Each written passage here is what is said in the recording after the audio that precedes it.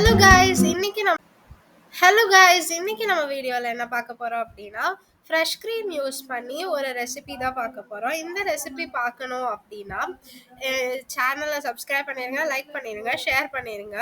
So இது வந்துட்டு skip பண்ணாமல் பார்த்தா தான் புரியும். நடுவில் ஸ்கிப் பண்ணிட்டீங்கன்னா வீடியோ வந்து உங்களுக்கு புரியாது.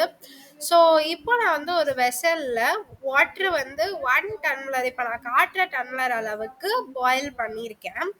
இந்த இது வந்துட்டு நல்லா பாயில் ஆகும்போது நான் வந்து இது கூட coffee powder 2 rupees packet add பண்ணிக்கிறேன். as I used 1 cup of water.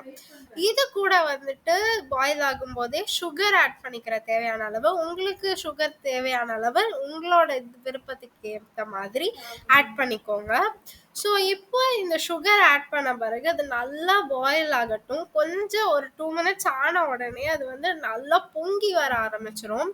மேலே வந்துடும், கீழே வளைஞ்சிரும். அதனால நீங்கள் வந்து கரெக்டாக இது பண்ணிக்கோங்க. இது பாயில் ஆகிற டைமில் வந்து நான் ஃப்ரெஷ் க்ரீமை ஒரு கிளாஸ் கப்பில் வந்து ஊற்றிக்கிறேன். இந்த கிளாஸ் கப்பில் நான் 2 டேபிள் ஸ்பூன் அளவுக்கு 2 to 3 டேபிள் ஸ்பூன் அளவுக்கு நான் ஃப்ரெஷ் க்ரீம் வந்து ஆட் பண்ணியிருக்கேன்.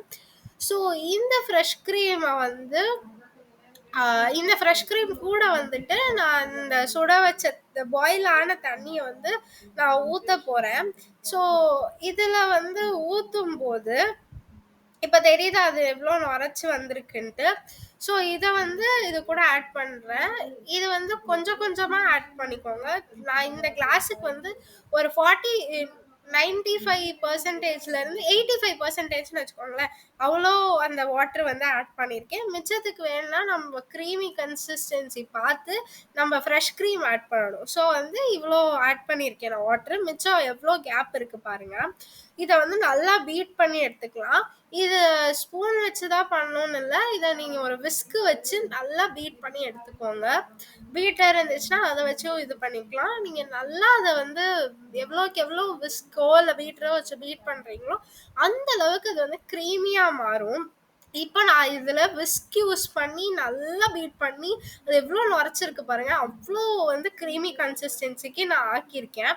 ஸோ இது வந்து நான் டேஸ்ட் பண்ணும்போது கொஞ்சம் க்ரீம் வந்து இல்லாமல் இருந்த மாதிரி இருந்துச்சு. அதனால ஃப்ரெஷ் க்ரீம் வந்து நான் இன்னொரு 1 table spoon to 2 table spoon வந்து நான் ஆட் பண்ணிக்கிறேன். எதுக்கு அப்படின்னா அதோட டாப்பிங்ஸாக தான். இதுக்கு டிசைன் கொடுக்கணும் அப்படின்றதுனால நான் சுற்றி கிளாஸுக்கு மேலே இருக்கிற இடத்துலலாம் நான் வந்து ஃப்ரெஷ் க்ரீம் யூஸ் பண்ணி டெக்கரேட் பண்ணிக்கிறேன். இதுக்கு வந்துட்டு நான் வந்து கொஞ்சம் ஃப்ரெஷ் க்ரீம் எடுத்து அதை நல்லா பீட் பண்ணி அதை ஒரு விப்பிங் க்ரீம் கன்சிஸ்டன்சிக்கு ஆக்கினேன். ஸோ அது வந்து விழாதுன்ட்டு. ஸோ இதை வந்து ஆட் பண்ணிவிட்டு சுற்றியும் டெக்கரேட் பண்ணி நீங்கள் வந்து இதை சர்வ் பண்ணலாம். இது வந்து ஆப்ஷனல் தான் டெக்கரேட் பண்ணுறதெல்லாம். பட் க்ரீம் கடைசியாக நீங்கள் ஆட் பண்ணும்போது அதோட டெக்ஸ்சரை இன்னும் ஹையாக கொடுக்கும், சூப்பராக இருக்கும், ரிச்சாக. ஸோ அதனால தான் நான் லாஸ்ட்டாக கொஞ்சம் ஃப்ரெஷ் க்ரீம் வந்து பீட் பண்ணி ஆட் பண்ணேன். அதோட க்ரீமி கன்சிஸ்டன்சி நிறையா இருக்கணுன்றதுக்காக. நான் வந்து அடுத்து லாஸ்ட்டாக யூஸ் பண்ணது 2 to 3 tablespoons of fresh cream. இந்த ஃப்ரெஷ் க்ரீமை வந்துட்டு நல்லா இது பீட் பண்ணி ஆட் பண்ணதுனால அதோட க்ரீமி கன்சிஸ்டன்சி வரும். சாரி, திரும்பி திரும்பி ரிப்பீட் பண்ணுறேன்னு பார்க்குறீங்க. இது வந்துட்டு முடிஞ்ச பிறகு இது வந்து ரெடி டு சர்வ்.